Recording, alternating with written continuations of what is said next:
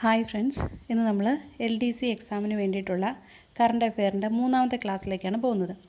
അപ്പോൾ നമുക്ക് നോക്കാം. കുട്ടികളിലെ അർബുദ ചികിത്സയ്ക്കായി ടാറ്റ മെമ്മോറിയൽ ഹോസ്പിറ്റൽ വികസിപ്പിച്ച രാജ്യത്തെ ആദ്യത്തെ ഓറൽ കീമോതെറാപ്പിയാണ് പ്രീവാൾ. അപ്പോൾ ഓർത്തിരിക്കുക, അർബുദ ചികിത്സയ്ക്കായിട്ട് കുട്ടികളിലെ അർബുദ ചികിത്സയ്ക്കായിട്ട് ടാറ്റ മെമ്മോറിയൽ ഹോസ്പിറ്റൽ വികസിപ്പിച്ച രാജ്യത്തെ ആദ്യത്തെ ഓറൽ കീമോതെറാപ്പിയാണ് പ്രീവാൾ എന്ന് പറയുന്നത്.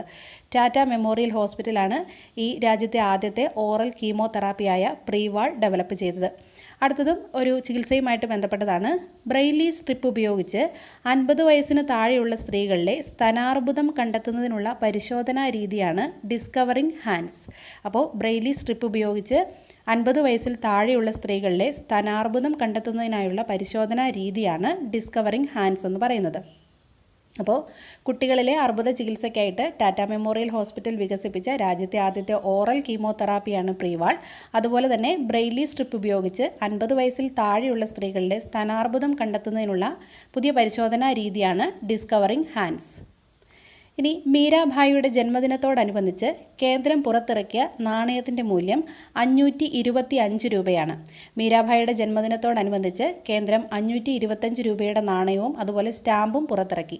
2023 മീരാഭായിയുടെ 525-ാം ജന്മവാർഷികമാണ് ആഘോഷിച്ചത്. അവരുടെ ജനനം 1498 ഉണ്ടായിരുന്നത്. അപ്പോൾ മീരാഭായിയുടെ ജന്മദിനത്തോടനുബന്ധിച്ച് കേന്ദ്രം പുറത്തിറക്കിയ നാണയമാണ് 525 രൂപയുടെ നാണയം. അതോടൊപ്പം സ്റ്റാമ്പും കേന്ദ്രം പുറത്തിറക്കി. 2023 മീരാഭായിയുടെ 525-ാം ജന്മവാർഷികം ആഘോഷിച്ചത്. ഇനി ഇന്ത്യയിലെ ഏറ്റവും മികച്ച ടൂറിസം വില്ലേജിനുള്ള പുരസ്കാരം നേടിയ കാന്തല്ലൂരിൻ്റെ ഇൻ്റർനാഷണൽ ബ്രാൻഡ് അംബാസിഡർ ആയിരിക്കുന്നത് ജിതേഷ് ജി ആണ്. അപ്പോൾ ഇന്ത്യയിലെ ഏറ്റവും മികച്ച ടൂറിസം വില്ലേജാണ് കാന്തല്ലൂർ. ആ കാന്തല്ലൂരിൻ്റെ ഇൻ്റർനാഷണൽ ബ്രാൻഡ് അംബാസിഡറാണ് ജിതേഷ് ജി. അപ്പോൾ ഈ ജിതേഷ് ജിയെക്കുറിച്ച് പറയുമ്പോൾ അദ്ദേഹം വരയരങ്ങിൻ്റെ ഉപജ്ഞാതാവാണ്, അതുകൂടി ഓർത്തിരിക്കാം. അപ്പോൾ ഇന്ത്യയിലെ ഏറ്റവും മികച്ച ടൂറിസം വില്ലേജിനുള്ള പുരസ്കാരം നേടിയ കാന്തല്ലൂരിൻ്റെ ഇൻ്റർനാഷണൽ ബ്രാൻഡ് അംബാസിഡറാണ് ജിതേഷ് ജി. അദ്ദേഹം വരയരങ്ങിൻ്റെ ഉപജ്ഞാതാവാണ്. അപ്പോൾ നമ്മൾ പറഞ്ഞത് മീരാഭായിയുടെ ജന്മദിനത്തോടനുബന്ധിച്ച് കേന്ദ്രം പുറത്തിറക്കിയ നാണയമാണ് 525 രൂപ മൂല്യമുള്ള നാണയം. അതോടൊപ്പം സ്റ്റാമ്പും പുറത്തിറക്കി. 2023 525-ാം ജന്മവാർഷികം. അപ്പോൾ ഇന്ത്യയിലെ ഏറ്റവും മികച്ച ടൂറിസം വില്ലേജിനുള്ള പുരസ്കാരം നേടിയ കാന്തല്ലൂരിൻ്റെ ഇൻ്റർനാഷണൽ ബ്രാൻഡ് അംബാസിഡറാണ് ജിതേഷ് ജി. അദ്ദേഹം വരയരങ്ങിൻ്റെ ഉപജ്ഞാതാവാണ്. ഇനി IAS പദവി ലഭിക്കുന്ന ആദ്യത്തെ അഗ്നിരക്ഷാ ഉദ്യോഗസ്ഥയാണ് പ്രിയ രവിചന്ദർ. പ്രിയ രവിചന്ദറിനാണ് IAS പദവി ലഭിക്കുന്ന ആദ്യത്തെ അഗ്നിരക്ഷാ ഉദ്യോഗസ്ഥ എന്ന ബഹുമതി ലഭിക്കുന്നത്. ഇനി വ്യവസായ വകുപ്പിൻ്റെ സംരംഭക വർഷം പദ്ധതിയുടെ ഭാഗമായി സംസ്ഥാനത്തെ ഏറ്റവും കൂടുതൽ സംരംഭങ്ങൾ തുടങ്ങിയത് എറണാകുളം ജില്ലയിലാണ്.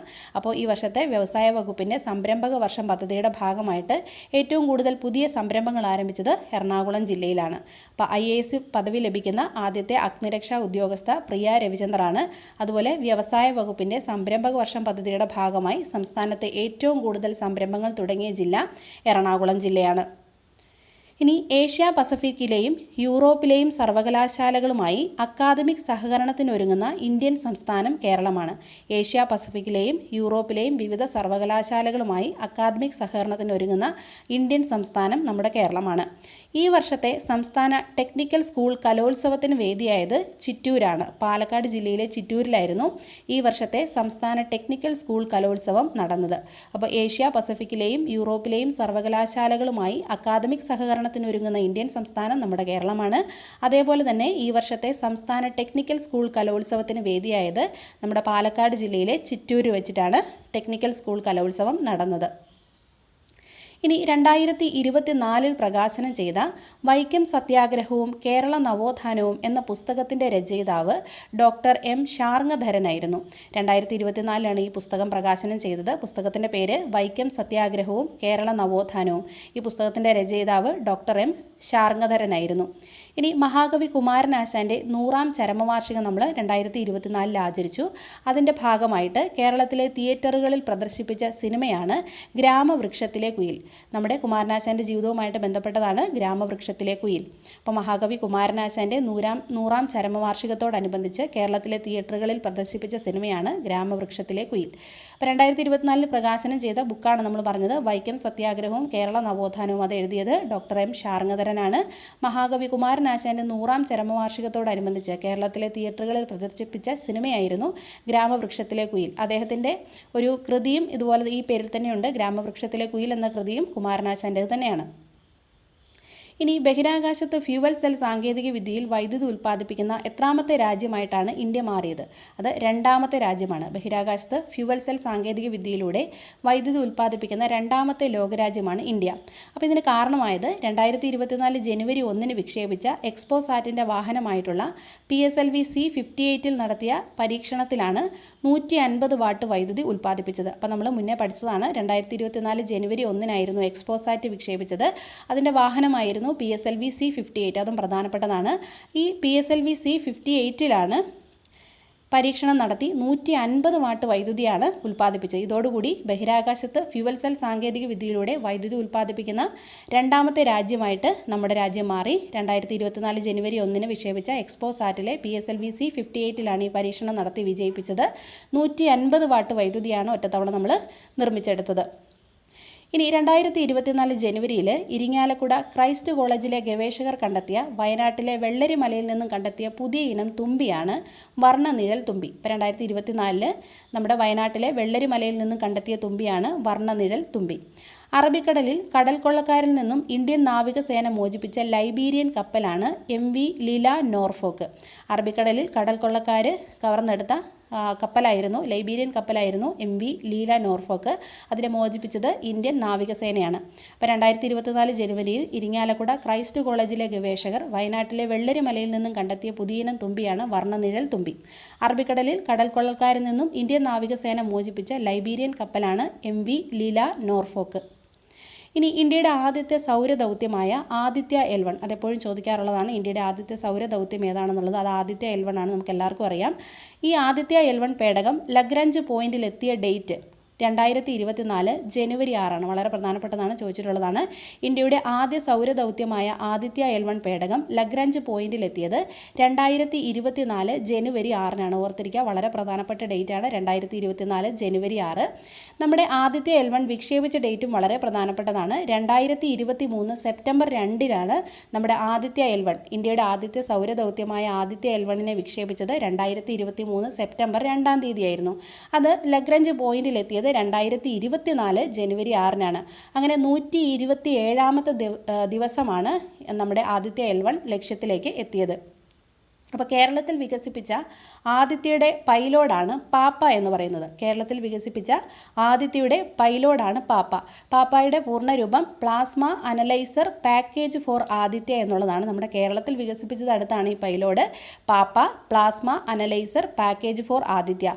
ഇതിൻ്റെ ലക്ഷ്യമെന്ന് പറയുന്നത് സൗരക്കാറ്റിലെ ഇലക്ട്രോണുകളുടെയും അയോണുകളുടെയും പ്രവാഹം നിരീക്ഷിക്കുക എന്നുള്ളതായിരുന്നു.